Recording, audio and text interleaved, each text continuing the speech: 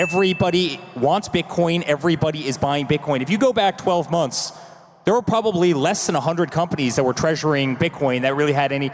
And now every single day it's another sovereign wealth fund. Look what GameStop just did. Look what Truth Social did. Every single day, people are allocating billions and billions of dollars to it. You know, 0.1 Bitcoin is going to be worth an absolute fortune. And let's talk to the average American right now. You know, I talk to millions of people every day on my channel, and what I hear a lot is, well, Bitcoin's already over 100K. I can't buy one whole Bitcoin anymore. You know, I could buy maybe 0.1 Bitcoin or a fraction of a Bitcoin, but I don't know, it doesn't seem worth it. What would you tell to somebody that is saying, you know, should I buy 0.1 Bitcoin? Is a fraction of one Bitcoin worth it?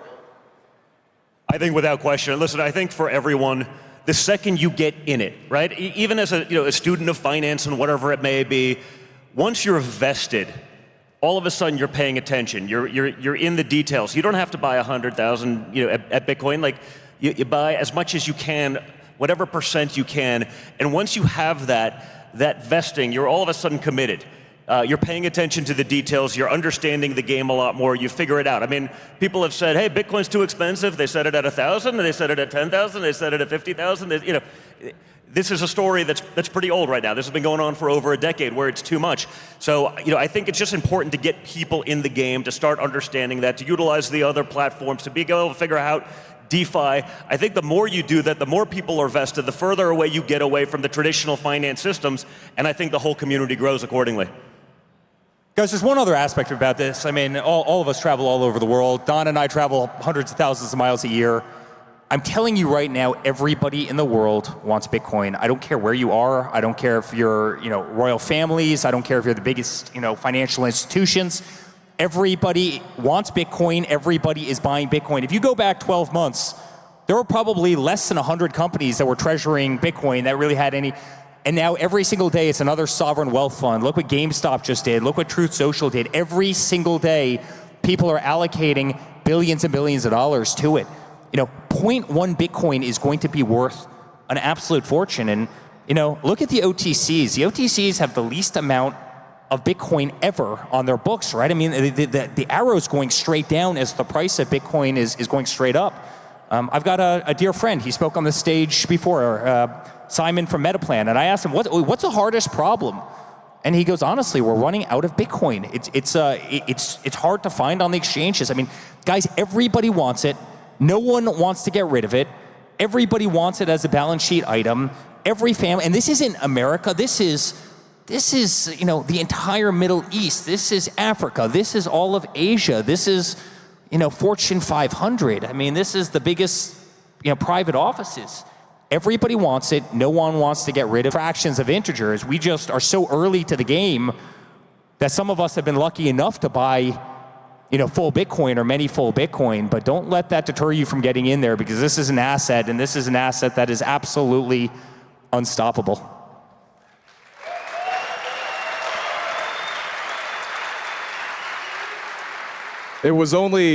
I think it was only a couple of weeks ago that marked the anniversary of the infamous pizza purchase, RIP. It wasn't that long ago that it took 10,000 Bitcoin to buy just 2 pizzas. 0.1 Bitcoin at that time would maybe equate to a crumb. 0.1 Bitcoin today is like 1,000 pizzas. Take that into perspective. 0.1 Bitcoin today, 1,000 pizzas. Tomorrow, someday in the future, a luxury car, a house, a plane. It's not about the ownership of Bitcoin. It's just the love for Bitcoin is so clearly growing and spreading across everyone. Just start accumulating. Just start accumulating. Once that 10 Satoshis, 100 Satoshis, it's never too late. Totally agree, and that's worldwide, right? You just got to get off of zero, Mike, right? Just get off of zero. That's it. Start one Satoshi at a time, stack the sats, get off of zero. Like, what are your predictions for how this industry does change, whether it has to do with, Bitcoin adoption, crypto adoption in the US specifically, or around the world? What are you guys seeing? I think you're going to have an industry that, if you look at the maturity of this conference, it's unlike any that I've been to before. This is the most mature conference that I think has been held in crypto. And if you go back even a year, right, it's very different. You have an industry that for the first time has a lot of really beautiful voices, a lot of really strong voices. You have an industry that's self-policing itself. You have an industry that's starting to focus on hospitality and user experience. You never had that before in crypto, and those were all kind of hindrances of the industry. And so the maturity of what's taking place, and by the way, the antis can no longer deny what's happening out there. I mean, every single day you had CNBC that was shitting on all of us and everything that we believed in. Now all of a sudden they're embracing it for the first time. I mean, isn't that a really beautiful thing?